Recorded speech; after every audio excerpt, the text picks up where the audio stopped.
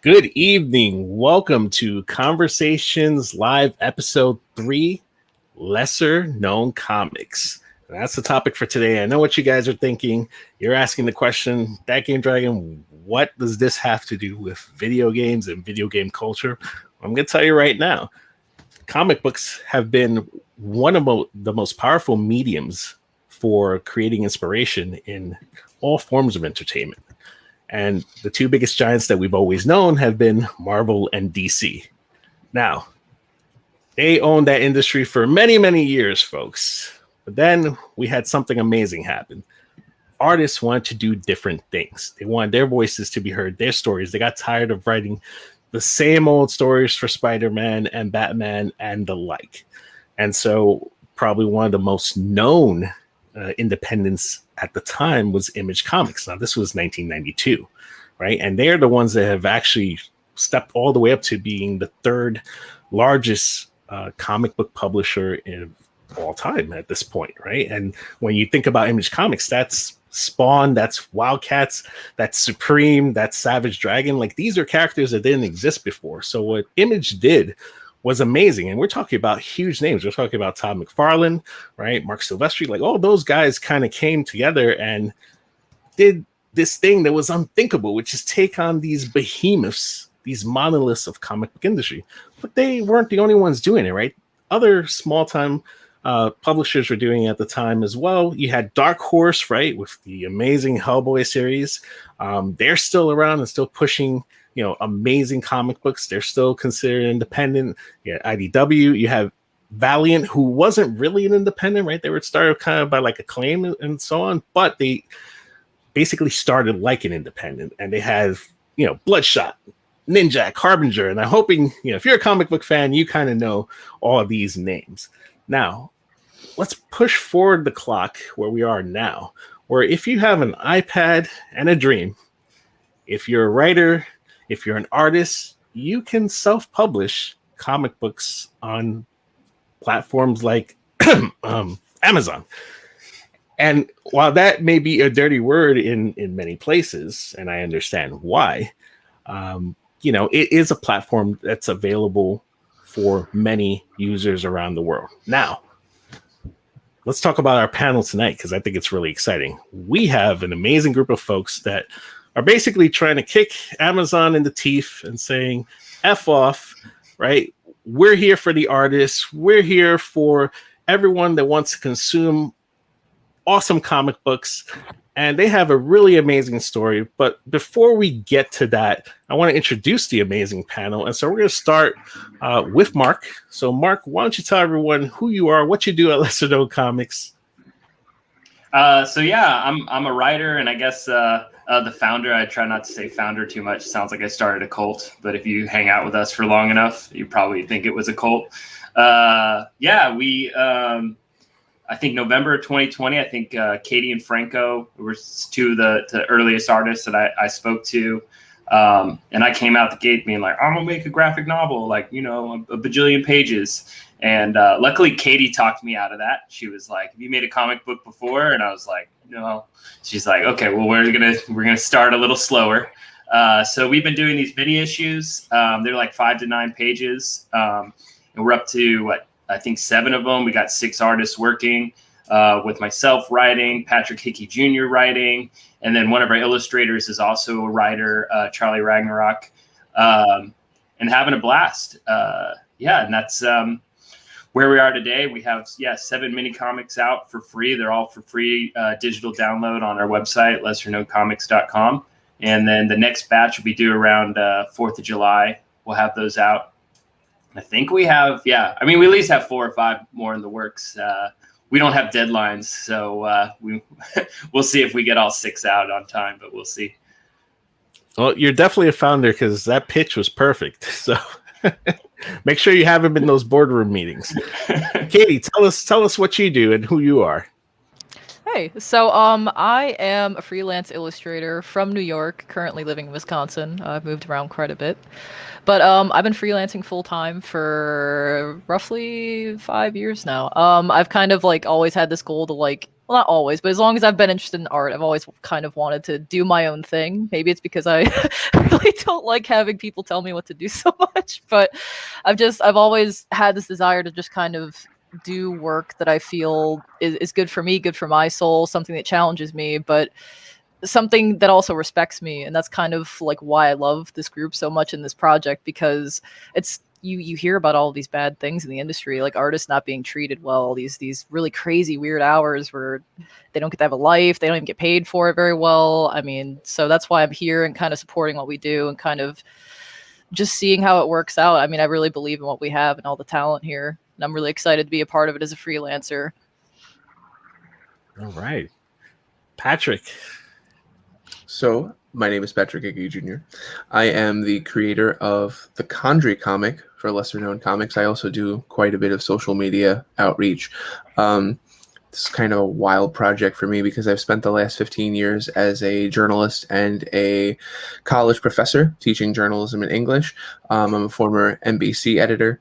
I've written and contributed to places like the New York Daily News, the New York Times, Syracuse Post-Standard. I've written finishing 7 video game history books. But I wrote Condry 19 years ago. And it was just something that always fell on the back burner. And like a chance encounter with Mark led to just a wild situation. And I've since February, Kieran and I, my artist, who's amazing, he's a rock star. We're like totally gung-ho for this project. We totally believe in Mark and his vision. And it's a great place to work and it's a great place to create. And we're just excited for the future. Right. Patrick also has an ungodly number of posts on Instagram. So if you're ever looking for somewhere to get lost, scroll through his It's chain of consciousness. I tell people all the time. It's just like, oh, that game, I remember that game. Oh, that comic, that cover, So yeah. It's almost like it's attached to your hand, man. I don't know how you do it. Yeah. Or auto post too. Auto post. Franco, Instagram for business. Tell us about you. Well, I'm from Mendoza, Argentina, so I'm not a native speaker. You'll have to bear with me on that. Well, I've been a freelancer illustrator for like 5 years now. I copy paste Katie's description here, so it's almost like every word the same. I've been doing mostly illustrations for packaging, and I've been working closely with designers. I love all that work, and I've been coming and going with comic books it's been like a on and off relationship with them. And I came across Mark last year. He started as the perfect client. I gotta tell you, as a freelancer illustrator, you get to meet a lot of clients, and I was really fond of him right away. And I can tell you right now, I feel like we're almost like all of us. It's more like a team. I think of us as a team and not more like a client freelancer relationship. So I'm really happy to belong to this project. Awesome. Well, welcome all of you, because this is really humbling, because I think what you guys are trying to do is great. Now, I want to take a minute and talk to you about some very, very bold statements that your organization made. And it's really one of the things that made me very interested in what you're doing. You have like these 2 giant mission statements that are so simple yet powerful, and it's artists over profits and screw Amazon. Right now, that is a hell of a statement, folks. And so, Mark, why don't we start with you? What does that mean? What does it mean, artists over profits and screw Amazon, and why? What did Amazon do to you? They're still delivering my packages during this pandemic. So I need to know, man, like what do we have wrong here? Well, so officially, yeah, I think we use stronger language. I think we use the F word, but that's technically not in our mission statement. The screw Amazon. So I'll start with the artist over profits. I think the interesting part about our mission statement is that we wrote it together. Basically, we put a questionnaire out to all the artists, and Katie was one of the ones who gave a lot of feedback, because I think I think, and I don't think we'd have the company actually if it wasn't for some of her comments to me about what it was like in the industry. And it was I got it because, you know, I have friends that play music, and, you know, and that, you know, and seeing, no matter how successful you are in a particular industry, I think, you know, if 2020 and maybe, you know, the last, you know, few years has shown us a lot of things, is, you know, shortcomings of, you know, capitalism can sometimes, you know, lead to people just being treated like a commodity. Like, what have you done for me lately? Like, you're not a human. You don't have, you know, family, kids, problems, dreams, aspirations, you know. And, you know, everyone, you know, I think the pandemic taught us a lot, that people are more than just like a bottom line. And, you know, so they said, hey, you know, this is the type of, you know, the mission statement was, you know, just describe the place that you want to work at, you know, and it was things like, I don't want someone breathing down my neck on deadlines, like, you know, and we have things in there like, you know, you're never going to be encouraged to put, you know, the company over your family time. You know, if Patrick says to me, you know, hey, I got stuff going on with my kids this morning, there's no clarifying statement, you know, that needs to be told to me. You know, Katie told me there's sunlight in Wisconsin today. This was during the winter.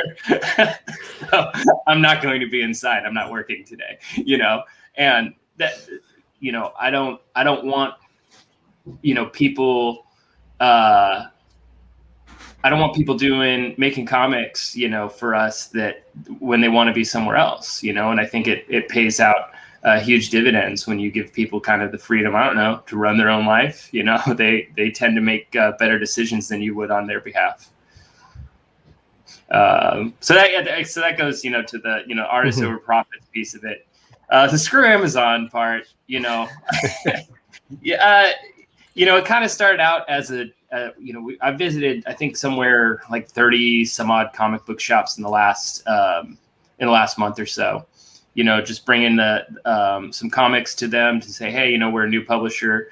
You know, we want to give you some comics to give out for free, and then kind of just picking their brain as to, you know, where do they see the comic book industry at, and what's good and bad and the other thing.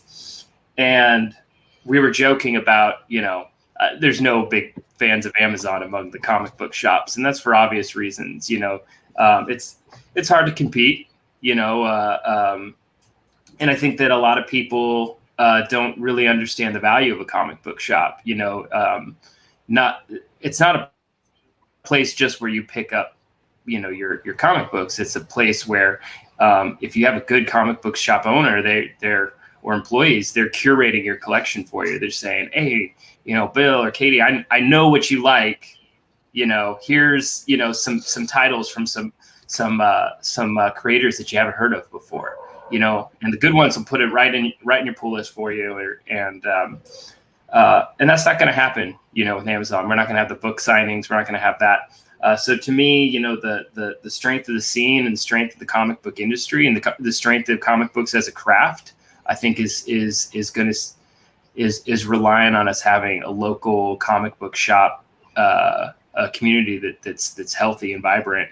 So I'm gonna shut up and get off that, because I can talk that topic for no, and you know, you're 100% right on both topics, right?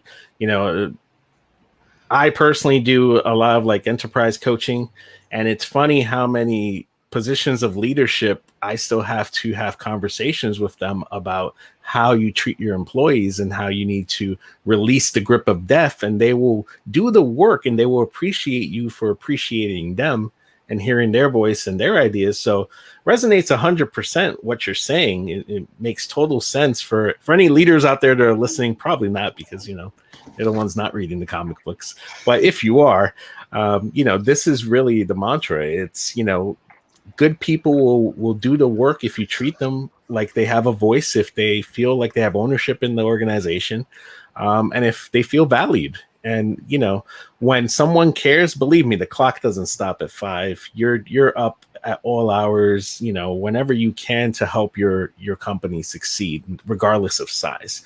And now your other comment about, you know, the brick and mortar comic book shops, there is something very special about being in a brick and mortar comic book shop. Now, in New York City and Manhattan, we're very fortunate that we have a few selections to choose from. But one of the things that always amazes me is the depth of knowledge that the folks that work there have about almost anything on the shelves, you know, and they'll see you pick something up and they will start a conversation with you, and not as a sales pitch, but hey, are you interested in that? You know, like, let me tell you a little bit about it. Plus, there's some other, you know, writers that if you like this, you may want to look into, and this series is coming out, you know, later on, and you know, they will help in this discovery process, right? That will not happen through an Amazon algorithm. I'm sorry, like, if you're expecting, you know, the top shelf stuff, you know, from Marvel and DC, absolutely yes, the Amazon algorithm will pitch that shit left and right, you know. But if you want to discover new artists, smaller, you know, shops, something that is a cult following, you're not going to get that through that algorithm. You're going to get that through somebody that knows and understands that series inside out, and that's the beauty of the small local shop. And you know, I'm still one of those folks where, yeah, I do buy collections on digital, but there are still some comic books that when they come out, you know, I want the print copy. I want to, you know, put in a sleeve, put a backboard on it, and put it away. And I still buy two, right? I'm like still like that kid. I buy one to read and one to store, right? You know, and it's interesting. I think DC more so than Marvel has shifted in a darker fashion, right? Like, you know, I feel they've evolved with as their audience has aged a little bit, right? So they're more mature. You know, I think Marvel is attempting, but now with Disney, you know, ownership, like that's a little hard, right? So, you know, and DC's done weird shit, right? They did like their Black Label series where Batman was naked and people are like, what the F is this, right? So that was like way out there. Like nobody asked for that. Nobody wanted to see that. And so you see they're kind of confused, right? Because they're not grassroots anymore. They're like a titan and they're trying to understand the little guy, and they're disconnected, right? And so, you know, that's not something you're going to find with these big titans, and then that's something you're not going to find when you're shopping either, right? And so they go hand in hand. And I'm going to shut up for a minute now because I want to move over to Katie. I want to, since she kind of fire started this, right, and kind of lit the flame to it. First, yeah, it's all her fault. Say that. I want to say amazing shirt. We will talk about that shirt a little later, but I want to hear your take on how this all began and what it means to you. So I remember, I mean, I'm someone who, like I said, I've been freelancing for a while now. I have a profile on Upwork, and Mark found me on Upwork one day. He saw that I had a bit of comic experience. I've worked with a few clients beforehand that I've done like kind of short series with. And he reached out to me, and it's just kind of like, yeah, I just have this idea of just, at first it wasn't even about a company. It was just about like, here's this comic idea, like, I want to do some concepts, some storyboards, see what happens. So he was pretty happy with the work once we got through it. And then after we got through some of the concepts and some of the storyboards, he's like, so I have an idea. And this idea is not just to do like just this comic, but to create something. So kind of like, how would you feel about this being like a longer term investment? Like, how would you feel about being a part of this thing that's going to start from the bottom but grow? And it's like, as someone who's dealt with a lot of indie projects, it's like, well, I have reservations. You know, like there are ways to go about it and things that obviously work and things that will very easily fail.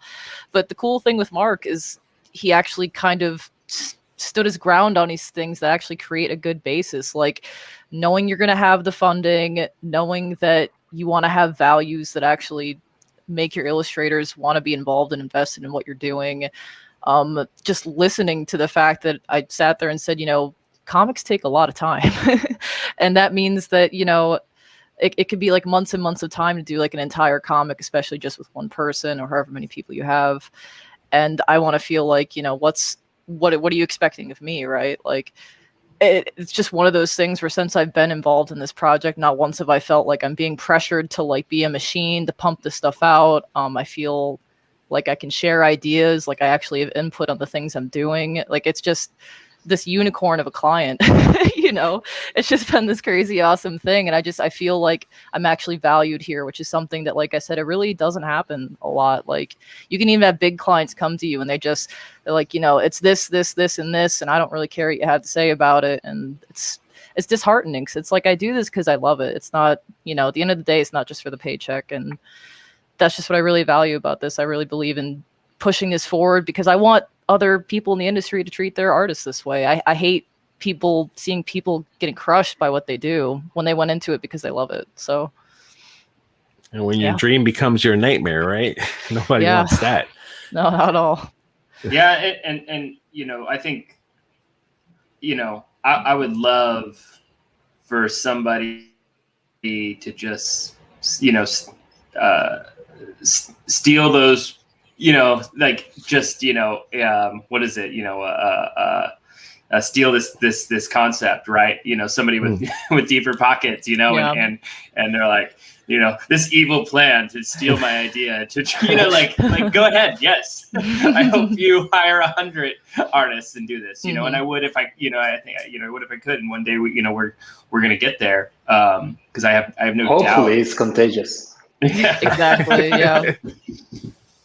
Well, so Patrick, I have to ask you, because you are someone that has a very long and impressive resume, right? So you got a lot of things going on. It looks like you're writing books, you're teaching, right? You're like all over the place.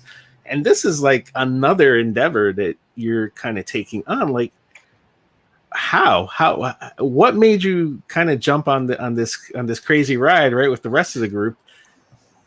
So it's like twofold in a way. So when I read the mission statement, and it's like treating artists like humans, I've spent like the last 5 years of my life writing about video game developers because I felt like they weren't treated properly.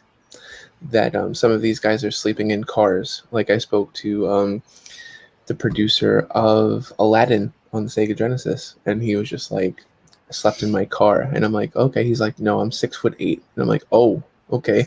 You know, so just like stories like that, where these people are making products that are selling millions upon millions of units, and they have to work for 40 years, you know, and these companies are making billions off of them. So it's like, I've dedicated a big part of my life to like tell those stories.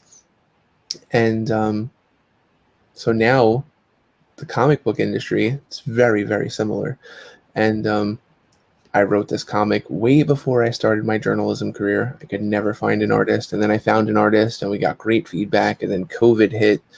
And I told Mark this like Dark Horse and Image were like, this is really good, but we're not taking any like ideas from, you know, writers and artists that haven't been published before. So basically they're saying, if we can't make money off of you, guaranteed we're not taking you. So that was kind of like disheartening. And it's like, it's something that I always wanted to do. And I've always prided myself on being a finisher, you know, like, I wanted to do voice acting in video games. I've done that. I wanted to write for newspapers and magazines. I've done that. You know, I wanted to do all of these things, and I've done them, but it's just like, it's always that, it was that white whale that I wanted to get done. And it's just like, I went through 3 artists before I found Kieran. And then when Kieran and I finally like met up, we knew we were onto something. It was just a matter of finding the right person. It was just, again, this chance encounter. Mark messages me and is like, oh, you know, tell me about your site. We start talking and stuff. So then I interview him for the site, gets good traffic. And then and he's like, oh, you know, thanks. You know, and that was kind of like it. And it was just like, oh, if there's anything else that I could ever do for you, super nice. Like, again, they're talking about how he's the unicorn client. Like, he was super easy to work with. He sent me great art. It was just like, boom, like, let's get some traffic on this. Like, he just set it up in a way where it was great. And I was like, as a matter of fact, I think I got something for you. And then I think like a couple of hours later, you know, I got a message from him. He's like, oh, let's talk. And we talked for like 2 weeks. And then we brought in Kieran, and Mark loves Kieran. And, you know, and it totally took off from there. And like, I'm not only proud that like this comic finally got published, because that was like a huge thing for me. I'm proud of the fact that like Kieran is so good that he's not only doing my comic, but he's working with Mark on other stuff. And I am proud in the fact that like Mark trusts me enough to pitch his baby to other people to try and get interviews and things like that. So it's just like, in a very short amount of time, Mark did 2 things. showed me that he was serious about what he was doing, which is incredibly important with me. And then the other thing is that he was willing to trust me. So it's just like you put those two things together, and it's just like I'll punch through a glass window for the guy. You know, it's just like that's what he does. And it's like we had a conversation, I remember, like 3 weeks after I started working, and I'm a former NBC editor, covered 3 seasons of Saturday Night Live, 2 Olympics, a presidential campaign, and it's just like I remember Whitney Houston died, and I ran the site for like that night, and we did great traffic, and it was just like the next day I was expecting like that, and it was just like, what are you doing today? And I was just like, I'm still exhausted from yesterday. Like I never got a thank you for yesterday. And they were just like, yeah, you're not going to get a thank you, and I'm just like, oh my God. So like Mark was kind of like, you're like, relax, we trust you, you're good, just do right by you, da da da da da. And it's like I've had to slow down a little bit, but in the best way possible, So it's just like it's just been such a culture shock for a guy that's like been born and raised in New York City and still living in New York City his entire life to like work for this company where it's just like, just make dope stuff. And it's like, wait, what? Just make dope stuff. So it's been great. 2 things that me and Patrick really, so one thing that me and him definitely relate on, I think we talked about this multiple times, is, I admire, we talked about being a finisher because we both have, kids, and we were talking about our daughters in particular. And you don't want to be full of shit when you're like, hey, follow your dreams, like you can do anything. Oh, absolutely. But I'm working a job that I hate, and I compromise my principles every day, and this, that, so this is a labor of love, and the fact that we're able to we'll just be able to like point to kids and say, yeah, that's you could do it too. You just got to surround yourself with people who give a shit as well. Absolutely. Yeah, and then one of the culture shock things too, to point out is I told Patrick once, because hey, we got the new pages done, they look awesome, and blah, blah, blah. And I was like, Patrick, you're telling me that the sky is blue. Like, I know your stories and the art are so like amazing. Like, you don't need to tell me any of that part. Like tell me, it's the other way around. It's like, I work for you guys. Like my buddy, he's a programmer, and he told me this. He said a good boss is a bullshit filter. A bad boss is a bullshit funnel. And so that's what I try and just do, is try and be as much of a bullshit filter and make sure I move obstacles for these guys. And that's 100% true. It's a nice way of putting it, actually. And I've been someone that has been at multiple startups. I've been the guy that actually turned off all the lights and sold all the furniture, when you've had to close down a startup. And it's hard to see, people that are passionate about what they love have to walk away from what they love. And it's a hard line, right? Because, you need to secure funding, right? But you have to get great people to help you out. But you have to be honest, because, I've always been honest with folks, and I've told them, look, this is our runway. This is what we have. If you want to take that risk, here's everything that, I can tell you. Because you don't get anything if you kind of lie to people. And, I think that's great that you are upfront and honest with folks, and it speaks to the brand too, right?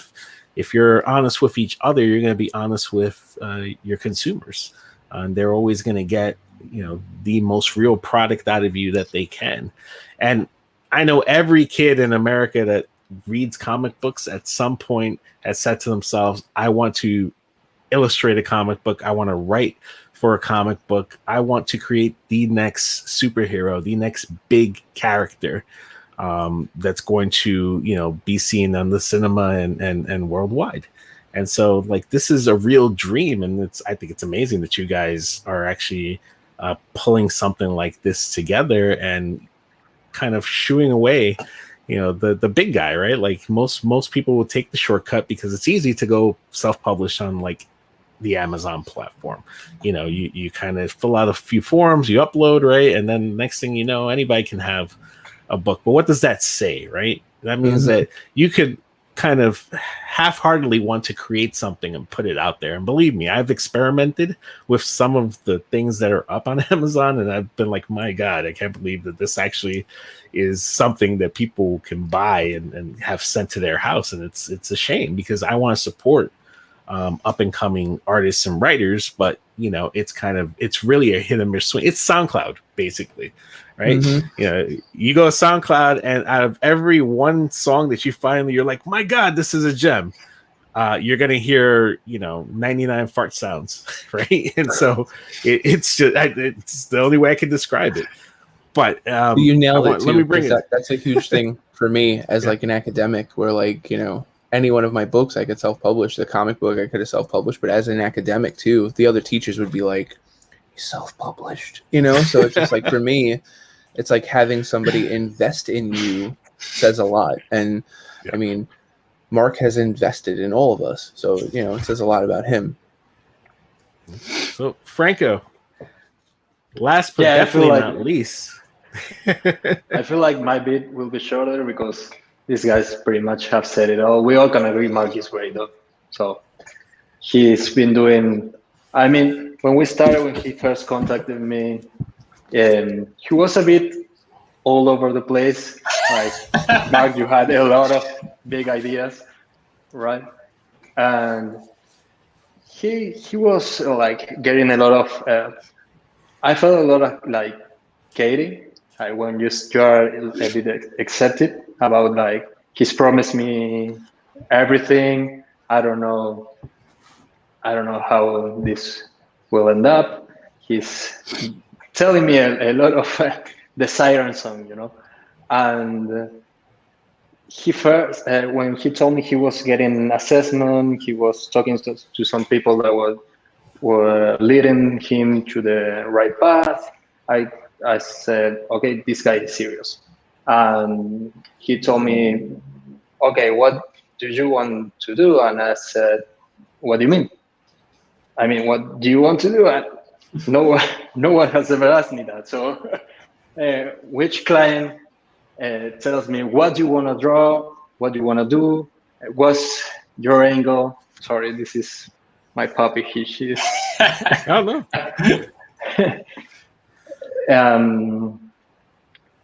I was a bit thrown off by that because I'm not used to that. Like a client telling you, okay, you do you. Like they are always telling you like, okay, we can tweak this a little bit and do this way or that way, or I don't really like that, or we can think, I don't know. They always have like a billion of edits to do and stuff, and Mark is telling me you do, and I'm really happy with it because I thought it would last like a couple stories and then it would finish, and now we are a team. We are talking like 2023, and Mark has big plans, and I don't know. I'm really happy to be a part of this. I have taken time off from other clients, other stuff that I don't really enjoy as much to do this, and even from university, I teach illustration at university, and since the pandemic, where we don't have like face-to-face teaching, I've said you can't teach this like if it isn't face-to-face. I don't know how to do that. I just took that time off and then dedicated all the time to comics. And since he's giving us a lot of free time, I'm free, like we can manage our time. I'm just enjoying myself. That's the best I can do. Sometimes one day I'm not inspired and I don't work that day, but next day I work twice as hard and things just pop out of my mind. And I'm really having a lot of fun with this issue, particularly when Mark told me, okay, you have like 8 pages to just do whatever the hell you want. And I even threw some dialogue there, and I don't know, I just went crazy with it, you know. So I'm really looking forward to seeing that published. So we tried, with some of the new scripts. So it's a little like variant of the Marvel method. So okay, hey, here's the script up to, I think it was like page 4, panel 1, and it's like the henchmen enter this room, and they're all gonna get murdered, Franco. So you have as many pages as you want to illustrate this murder, you know, this bloodbath. It just needs to end on this panel. And yeah, I was drooling with that description. Yeah. What was nice is when that guy's head gets crushed, like I was disturbed when I saw that. Like, and I was like, you know, if the writer's disturbed, I can't wait for the readers to see that panel. Yeah. You know. I mean, I was telling Mark, I'm a big Mortal Kombat fan, so I have that fatality knowledge deep embedded in me. So I have like a huge you and I are gonna play library. Mortal Kombat. Yeah, I have a huge library of ways to kill people. And if anyone needs a head, hitman, you can contact Franco. He'll give you the design of how you may want to plan your murder. But that's a different fee, and we'll talk about that in another channel. I mean, when I was a Mortal Kombat fan since I was 6. So as you can imagine, I'm an illustrator. I always like to draw. So my teachers were pretty disturbed. I mean, they called my parents like a lot of time, and we're worried about this kid. I don't know what to do with them. I mean, it was a Catholic school. So that explains it. Yeah, they were pretty much disturbed. They didn't want anything to do with me, and my parents were worried. I don't know. Well, it's funny because when Mortal Kombat 20 came plus out, young ladies, I'm here drawing this bloodbath, so pretty sweet deal though. Yeah. It paid off. Well, it's funny when Mortal Kombat came out. I'm gonna draw a parallel to your story. I remember walking into the arcade. It wasn't an arcade. It was actually a small little shop, and they just had 2 machines, right? And they had carted out my favorite game at the time, which was Street Fighter, and brought Mortal Kombat in. And I'm like, what the hell is this thing? Right. And so, you know, there was a guy that had obviously been playing it there for at least a week or something. And so I'm standing behind him, and you know, Sub-Zero classic, you know, is fighting Scorpion, just like the movies nowadays, right? And, you know, the finish him screen pops up, and I'm like, finish him? What the hell is that? And then you see Sub-Zero grab the guy's neck and rip his spine out with his head attached, and I almost gushed like it was the greatest thing in the world. And I also drew for like a week this fatality of the spine ripping in different versions. And I remember one of my teachers, although she didn't care as much about me because it was public school, she looked at it and she's like, "You have problems." And I said, "Why?" And she's like, "Do I have to explain myself?" And she looks down, and it's funny because we fast forward all these years later, right? All the controversy around that game, and you look at Mortal Kombat now, and you have to appreciate the art that's put into kind of creating these things, right? They're very visceral and over the top. But it's amazing just to think about what they're going to come up with next, right? And so, you know, it's funny to me, like when we're trying to draw parallels between comic books and video games, you don't really need to, because they influence each other all the time. You know, and I think we're seeing more of that now. Like, it's great for me to see that folks are publishing things like Gears of War, right? And some of the, you know, like they'll make like Call of Duty miniseries, and like Ghost was one of my favorite characters. And I always say, oh, I wish they would, you know, do something where they talked about his backstory, and then boom, here you go. Like, there's a comic book out. Now, is it part of the Activision marketing machine? Yes, of course. But this was something that you never really saw before, right? I mean, I think IDW and Dark Horse were the first ones that were tackling like cinematic franchises that were big, right? And cartoon franchises that were big, and putting out like the Transformers and the G.I. Joe and all these things that people scoffed at and said, oh, why would I want to read that? But they did such an amazing job with it, right? That, you know, people came back. I remember Aliens versus Predator series on, you know, Dark Horse was one of my favorite miniseries. I thought it was amazing. And so now you see this happening with comic books and video games. And, you know, the next question I'm going to actually throw out to you guys is, what video games would you say influenced you in your creative process, whether you're a writer, illustrator? And I am actually going to start with Katie because she's got that amazing shirt, right? And so I know she's got tons of stuff that's probably influencing her. So Katie, let's start with you, and let's hear about some of your influences when you're creating something for the first time. You know, depending on the genre, of course. What do you turn back to? Or even if you're taking a break, right? And you're like, I need to cool off, like, and think, and what can give me some inspiration? Like, what lends itself to that for you?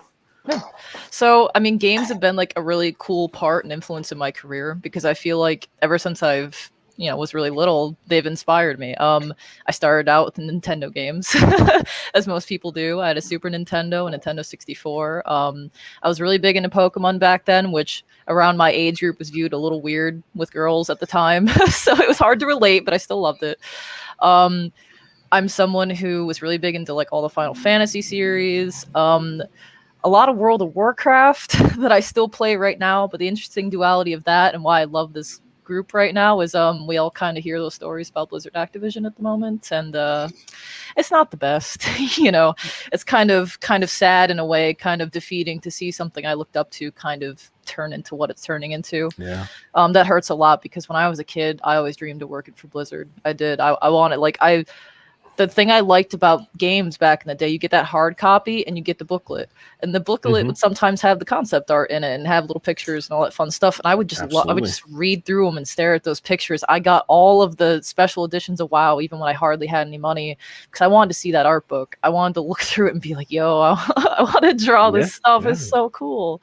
And Diablo as well, right? Diablo is huge. Dude, I love Diablo so much. And I'm actually really excited that they're going to be re-releasing 2 and they're going to have 4. But again, it's that hard thing where it's like, man, this company is like, I don't know what it is now. It's like, I don't want to support them, but I want to play this game. You know. But so that's kind of where my head is at. Like, games have been so influential for me. Like, I would always be drawing characters from games because that's what I liked. Like, I had like weird games too. There was this like, it's called Scalar, and like it was this really weird niche like PS2 game about a lizard that like no one knows about. But I would sit there and I'm like, yo, that's a cool little lizard. I want to draw that lizard. Like, it's cute. So it's just been a huge inspiration for me. I also feel like playing games has a lot to do with like hand-eye coordination and like kind of, for me, I feel like it's really lended itself to how I actually do art. But then it's also where I go to when I want to decompress from working all day. Like, I was just telling these guys a little earlier, I stayed up until 6 this morning, all the way up from like noon yesterday because I've been playing WoW. So I'm just sitting here and playing TBC because that's my little escape for the weekend. So yeah, they've been a big part of my life for sure. It's also an acceptable reason to get out of a lesser known meeting. Katie has told me, like, I can't do any work next week because I'm going to be grinding on the new WoW release. Yeah. I was like, understandable. I'm a really sweaty player on the game too. I do like some of the competitive stuff in the game on my server. So it's pretty fun. Wow. Okay, yeah. So you're really ingrained into it. See, and that's exactly why I couldn't continue to play WoW. And I think everyone has at some point played WoW. But it would just chew away hours at a time of my day.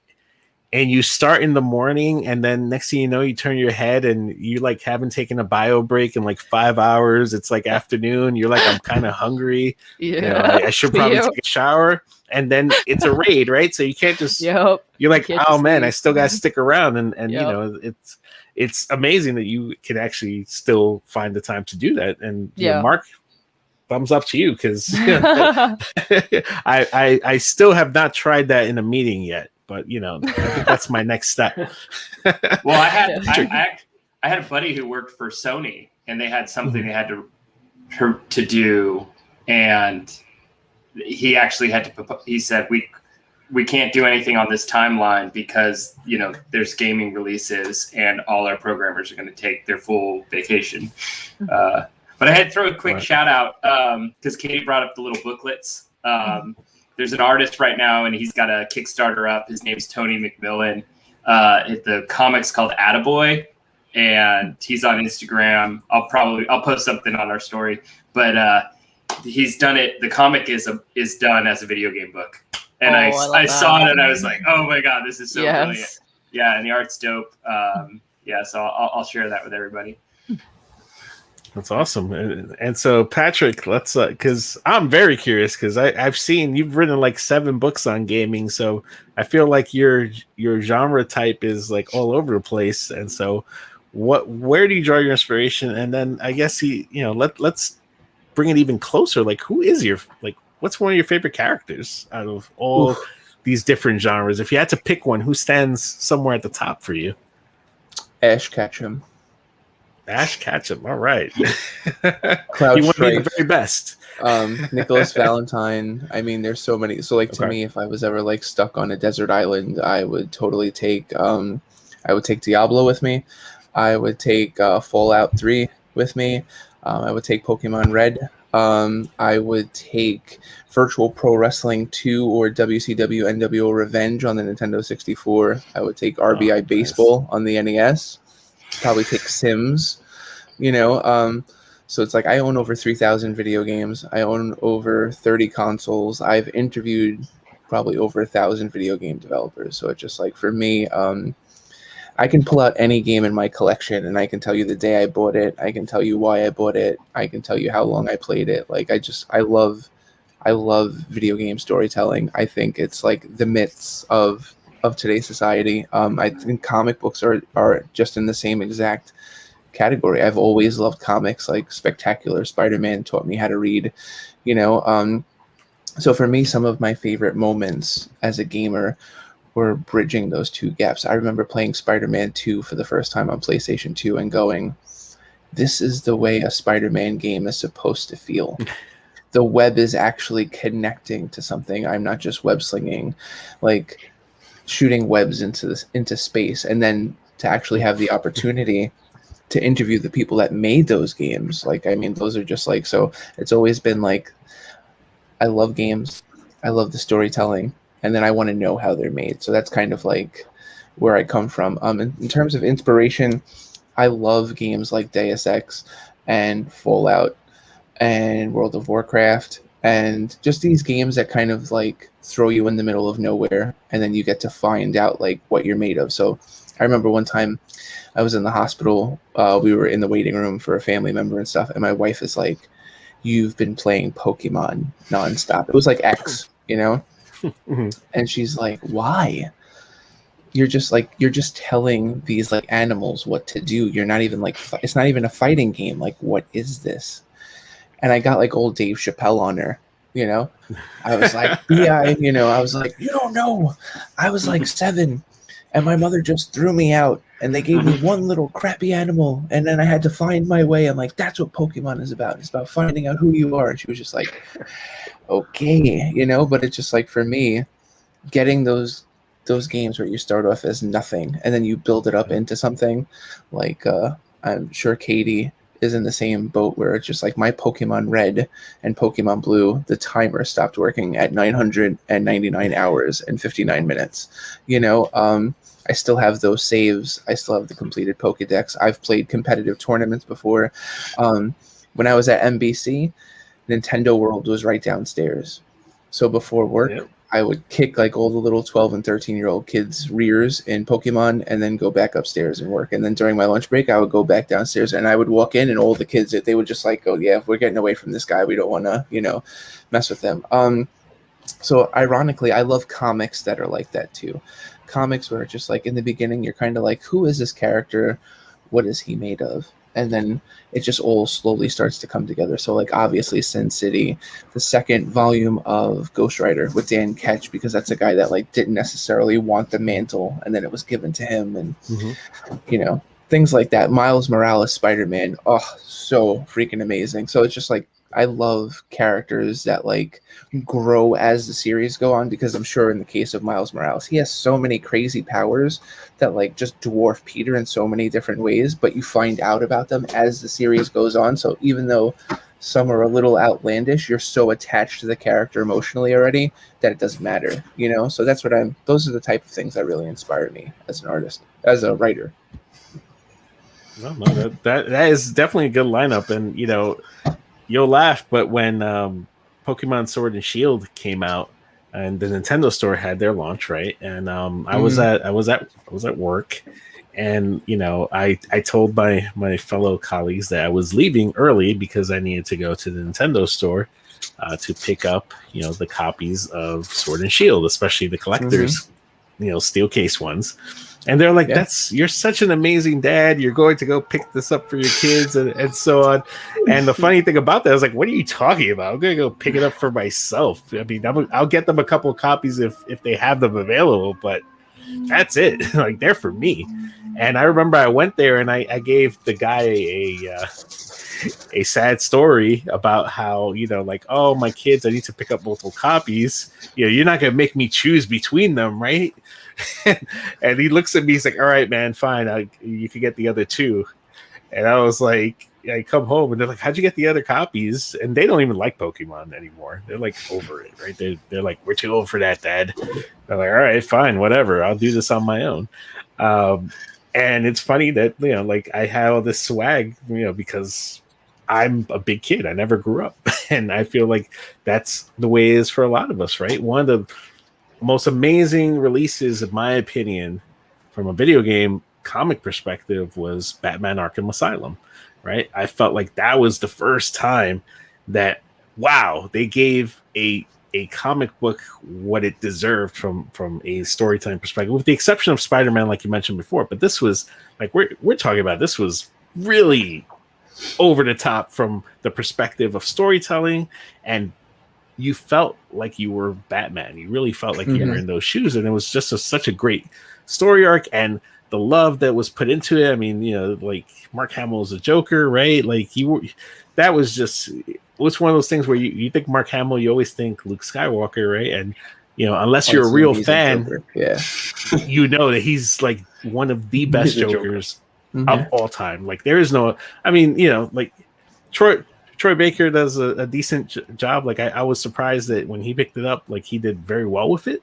But it will always be Mark Hamill to me when I think Batman of is such a good voice. feel-good story too, because like on the 16-bit consoles, Batman, The Adventures of Batman and Robin, amazing technical achievement. Batman Dark Tomorrow is probably one of the worst Batman games of all time, but it had a team that worked on Final Fantasy VII, and the storytelling there was really good. It's just the control was awful, and that game didn't cut the mustard. Batman Begins on PS2, super underrated PS2 game, but just didn't resonate. And then Arkham Asylum comes out, and everything comes together. So it's just like, if you're a real fan of Batman, you've been waiting for so long, and then you finally get it. So worth it. Yeah, Mark, the man of the hour, the founder of Foundations. Tell us what inspires you, sir. I was thinking about Maximum Carnage there, because I had a big break in video games from Sega. So Sega Genesis was the last console I owned until about 2013. So it's like even like my sports knowledge, like NHL knowledge, stopped at NHL 94 for me. You know, like my football knowledge stopped at Madden 97. You know, those are just the last games I had. And then, 2013, my buddy gets me an Xbox, a modded Xbox that has every game from Atari through N64 on it. And my big jam has been Dragon Quest. So my wife was she was sick. She had a really bad flu. So she's kind of just like, you know, NyQuil on the couch and whatever. So I'm like, okay, so I'm going to have Dragon Quest 1, you know, I'm playing it on the Xbox, you know, on the modded Xbox. And she's just watching kind of. And then after about I don't know, a half day, full day of just watching me. She's like, why are you using that spell? That's not, and like, I was like, what? Have you been paying attention this whole time? And she was like, well, only when you're doing it terrible. And I was like, okay. So me and her started playing like Dragon Quest. We finished we just been going through up to whatever the most recent one they have now on Switch. So we thought we had beat the game, but then there's a whole third act, and then there's like 60 hours more. there's so many hours. So that's, and I like that. I like that world building. I like, our comics. Patrick's story, Condry, it's, they didn't initially start in the same universe as the lesser known comics universe, but we're gonna, find creative ways to tie them together. But ours, right now, all these minis are kind of just little drops in the universe. You could see this like brief 5 to 9 pages. And you shouldn't really understand anything about the universe at the end of that. You should just be like, what the hell was that just happened? And we're going to, bring the reader through, I think starting October, we're going to start, working on those full length 22 pagers. And then we're, all these different threads will all start to weave together. But trying to recreate that, creating a big universe, dropping somebody in a seemingly random place, and then have them, meet all these people, and finding out, how special they are over time. That's really what's exciting to me. Yeah, and I put it up there because I definitely want us to circle back to Condry, because it's amazing artwork. I've had the privilege of looking through it and reading part of it, and I won't spoil it because I think I want to give that to Patrick to talk to. But and I hope this doesn't offend anyone when I look at it. I had this reminder, this nostalgia of like the Max and also Spawn, because of the art style and the perspectives, and it really reminded me of that, and I felt really excited about where this was going to go.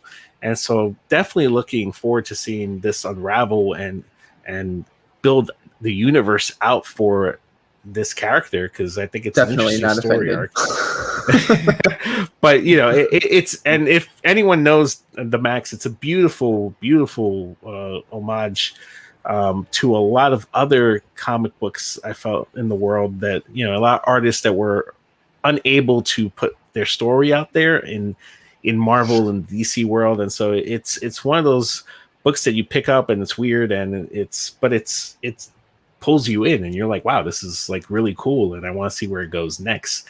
Franco, I know we talked about Mortal Kombat. I know that was a big inspiration for you for Illustrator. It was the first what game else I you ever got? played, so that was the first game you ever played. Yeah, that was the first game I ever played on Windows. It was running on a computer on Windows 95, so that should give you a hint. Whoa.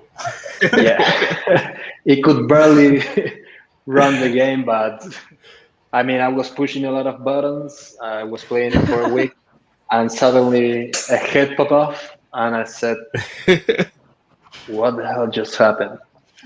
I mean, I wasn't expecting that. I mean, my parents probably weren't expecting that at all when they broke the game, and it blew me off. Well, I mean, I played that for a lot of time, and then an uncle gave me for my birthday like a cheap imitation, a copy of Sega Genesis. I mean, I was opening and I said, whoa, is this Sega? And my uncle was, well, it is kind of it's mega. But can you run Mortal Kombat? And I ran to the local shop. I bought the game. I threw it there, and it could run Mortal Kombat. So I was happy. He was my favorite uncle until the next console came out. I mean, I think that the next time was I saw a kid at school that brought his his Game Boy. He was playing like Pokemon, and I hated that kid. I mean, I wanted I wanted to go full Sub-Zero on here and rip his spine off with his head attached. I mean, why can't I have it? So, well, that's my favorite game, but I love a lot of game. I played Gears of War. I love that one. I played Counter Strike, and actually Hitman is one of my favorites. Oh yes. Love Hitman, all the series, and of course the Batman Arkham series. I mean, I'm a sucker for Batman, so and I feel a lot of ways like you what you said. I mean, it's very well written. I felt like I was Batman. I think this is how Batman should move. It feels like it. The sound of the cape when he was like moving, how he plans through the city. I mean, this is Batman, and this is how he would be if it was real. And I mean, I loved the movies. I love all of them, but this is how it should be. So I'm a sucker for those series, and I could play them for hours, for days, until I unlocked all the special features, all the riddle special quests. The Riddlers, oh god, Yeah. so annoying. The riddle, he was so annoying. I would cheat a lot. I would search for the answers, but I wouldn't rest until the game was almost complete. I could never complete it like for 100%, but I was pretty close all the time. And I played all the series. So after Mortal Kombat, I feel like that was the game that I would love the most. Absolutely. And Hitman. Yeah, Hitman, like, I love that. Hitman's amazing. If no one's played it, if you're listening, my God, you can beat the game. Well, you could beat one of the scenes in as little as a couple of minutes or less, or a couple hours, depending on how you want to do it. And definitely more fun if you take the time to do it. Yeah, I would take it all the time. Yeah, I mean, I want to go as stealth as I could. I mean, absolutely. I didn't want anyone to notice I was there, so it would take me hours, days to complete a mission. I mean, if someone discovered me, I would do it all over again. I couldn't bear with it. So it was really know difficult the pain. for me. Yeah. All right. So Patrick, I want to come back to Condry because, I mean, wow. I'm not gonna spoil it. I want you to tell it because it is such an amazing, plot, and I think it, it deserves the creator to kind of come forth and lay the story down. Yeah, so it's basically about a man that is on the hunt for the entities that are responsible for the death of his family.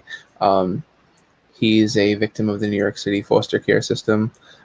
His dad was killed when he was 12, and he's just kind of like bounced around. They never found his mom, and when he was 18, he got thrown out by the city. It was just like, okay, find your way, and he's just been like rummaging the streets of New York City, trying to find answers.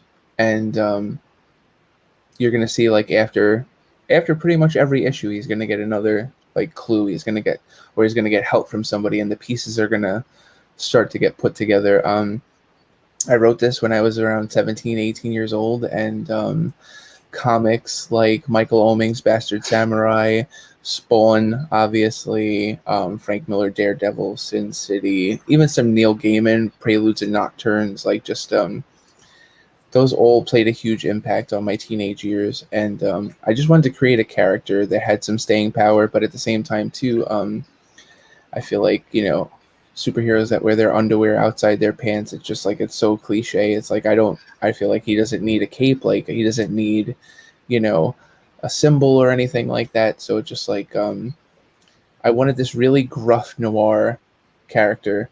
And it's so funny because the first artist that I showed the script to drew him like Cloud Strife from Final Fantasy VII, and I was just like, no. No. And And Kieran ended up coming up with like, because I gave him this whole design that I wanted him, and Kieran just totally nailed it.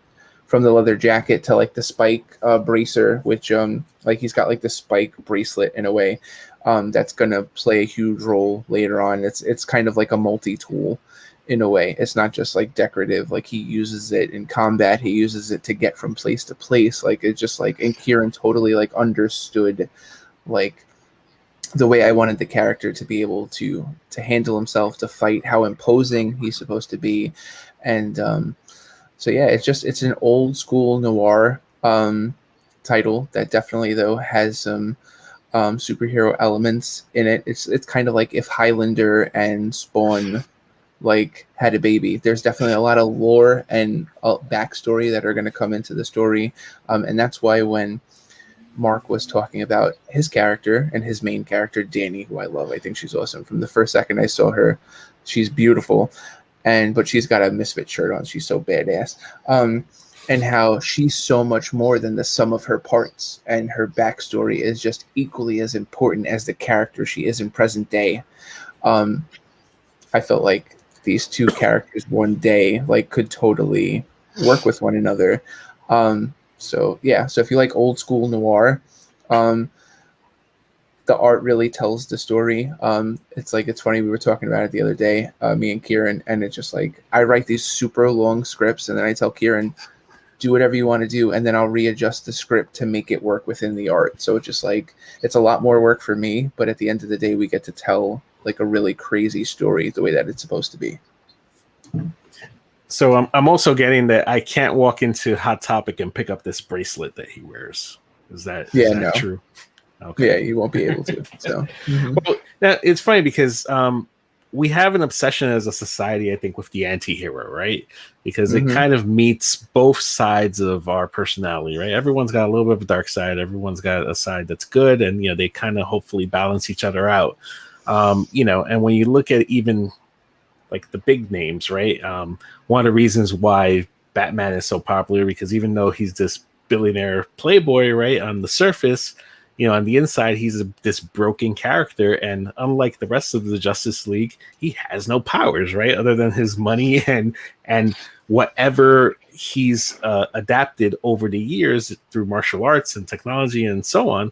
But at the end of the day, he's just a man, right? And so there's something very beautiful about that in a world filled with all these superheroes and supervillains, that he can stand toe to toe with the toughest of the toughest. And most of the time he is the one that solves the problem, right, for the Justice League or its like.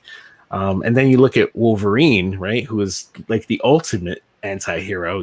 I remember as long as I could have read a comic book, Wolverine was always one of my favorite, and like the famous lines from like the animated series, "I go where I want to go," like that's just like so badass, right? And like here he is trying to take Cyclops' girlfriend away, and I hated Cyclops because he was the goody two shoes, right? Everybody, the Boy Scout. I don't know too many Cyclops fans, but anyway, like he sucked, and you wanted Wolverine to get with Jean Grey, right? Like you're like, come on.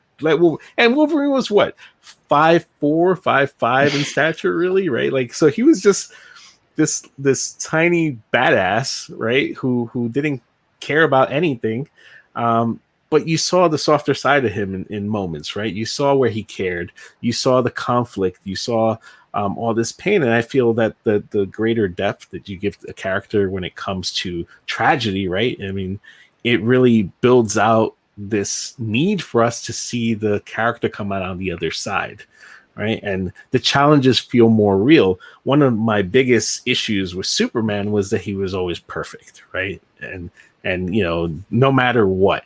And I remember when the internet practically shit itself when in the movie he like broke Zod's neck, and I was like, "Oh, Superman would never do that." I'm like, are you kidding me? Like, what was the other option? Like, I was actually very happy when I saw that, because I was like, good, here's a moment where like it's not a perfect scene. Like, he's got to make a choice, and he's gonna have to do something he doesn't want to. And I think it humanized the character. And so coming back to like your character, like he's broken and beaten by the system, right? It makes it hard, I would think, for him to trust anyone, because everything's just gone south for him. And like he's got an obsession, like most characters do, of this one thing he wants to fulfill. And you want to see where this carries him, because that the person is not only their obsession, just like Batman, right? Batman is not only his obsession to avenge his parents, he becomes more than that, right? I mean, he finds love through Catwoman, who's not an ideal person for him to love, right? And Talia, and if you look at his history of lovers, right, the ones he's most attached to are the ones that are broken, like he is in some way. Yeah, and so it's one of the reasons why too. Oh, I'm sorry. I'm sorry. Go ahead. No. Go ahead. I said that's one of the reasons why I quickly retorted from Condry Zero being just super noir and super scary to Condry 1, where you start to see that there's some method to his madness, that he's got to survive, but at the same time too, he doesn't want to just kill for the sake of killing. I immediately, after the sexy noir of Condry Zero, I wanted to make sure that he had a conscience and had a heart. So in Condry 1, that's why we wrote a panel that feels like something out of a Peanuts cartoon at times, where Sarita is just walking and Condry is just thinking, I don't have to do this, don't do this. And again, it goes back to characters being broken and we get attached to them, but then them being something special, something more than the sum of their parts. And that's why we end up loving them that much more. It's why do we love Spider-Man? It's not just because his uncle died and his girlfriend died. It's just because he never stops coming back. He's been just brokenhearted so many times. And it's just those are things that I think every comic book fan really looks to. So it's one of the things that I wanted to really put into Condry. It's amazing, and I hope everyone that's listening, please go check out Lesser Known Comics. Start looking at Condry, start looking at all the things that are kind of going to hit the pipeline there. And Mark, maybe you can give us a little bit of perspective on when are we going to see a lot of the things start to drop, and is this going to be the only place where we can get them? Are we going to be able to mail order copies? Are local comic book stores the only places where we can go? If that's the case, where? Because I definitely, being in New York, I'm hoping it's going to be here somewhere, and I would definitely want to go and pick up my copies and support folks. So please give us locations. So so in addition to the Condry title, one of the other creator-owned titles, Charlie Ragnarok is publishing. It's called So I Worked at the Mall, which I could probably best describe as the female version of Clerks. It's fantastically funny. And then what I'm writing is everything right now is titled under Lesser Known Comics, and all the characters in these Lesser Known number 1 through, I think we're going to get through 13 or so by the end of the year. And those characters will split off into their own, titles. So this is just to kind of give a first glance at all those. And our main character, that title will be Bruja, and because it's about this. She's a witch, punk rock Latina witch, and she's but she's been alive for she's very similar to Wolverine, that's lived this amazing life, and the cool part is getting to see Franco and Katie and the other artists draw her in all these different parts of the life, because Franco's doing her story right now in the 80s, and she's basically turned into a witchcraft arms dealer, living in Argentina, living the high life in the 80s, and he's got to draw that style, and he's done an amazing job. With a bit of psycho killer. With a psycho killer. Yeah.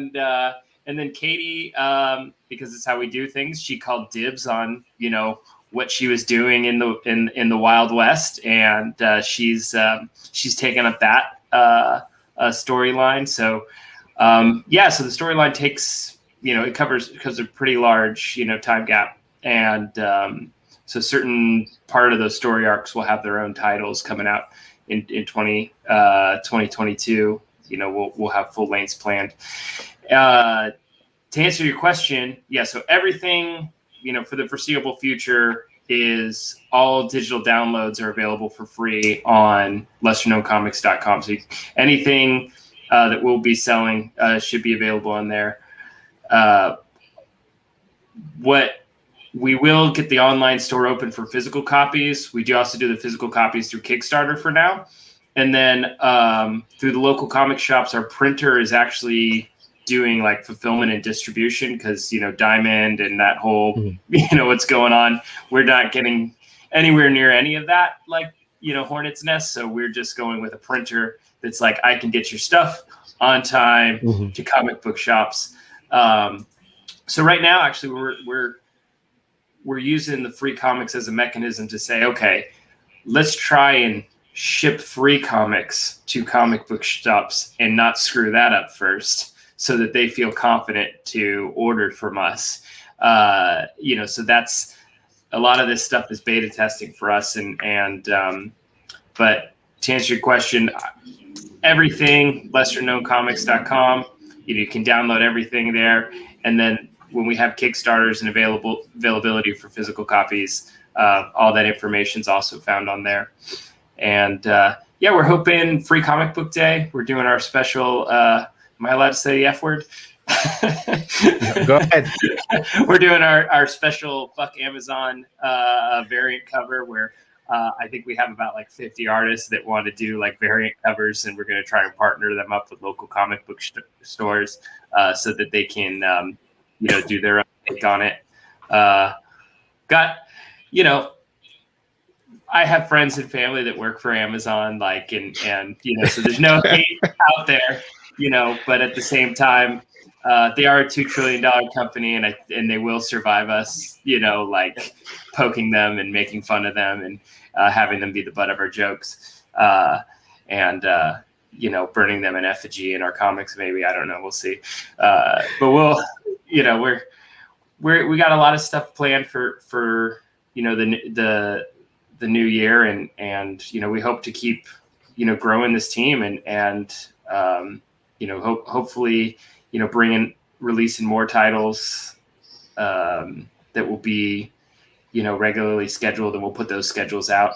I think in October we're planning on having to sit down with all the artists and saying, okay, hey Katie, hey Franco, hey Kieran, what's 2022 look like? We're going to plan that out together and see, how many titles they actually want to, release. Well, I mean, I love it. I think it's amazing. I think a lot of folks out there are always looking for something new and innovative and that is a little bit counterculture, right? And not the usual bag of tricks that you're going to read. And, I think you guys have something very special here. And, for everyone that's listening and watching, please support Lesser Known Comics. I will have all their information in the description. So reach out, go check them out. Check out Kickstarter, check out wherever they are, your local comic book shops. Ask for them. Tell them, hey, do you guys have Lesser Known Comics? And get them thinking. Go into Midtown Comics and ask that question, and let people know that you're interested in having this as a physical copy and you want to own it. That's the only way you're going to keep, indie comic publishers like this alive and also support your local comic book shop. So it's a win-win either way. But thank you guys. It's been amazing. I feel like I have a whole new roster of people to add to my gaming list, right? So, whether you're on PlayStation or Xbox or Nintendo, I think that you all mentioned games that I'm excited about. And so, we can definitely jump on together and have a good time. For everyone else, again, Lesser Known Comics, go check them out. Condry sounds amazing, and everything that's going to hit the roster, you'll hear updates from us as well, because I think this is something that is very much in parallel with video game culture. And so, I hope to have you guys on again as you continue to succeed in your endeavor, right? Because that's what's going to happen, because you guys are awesome and we're going to support them, right? All right. So everyone, thank you for watching. You know the deal. Subscribe, hit that notification bell, like it, comment, and we will see you next time.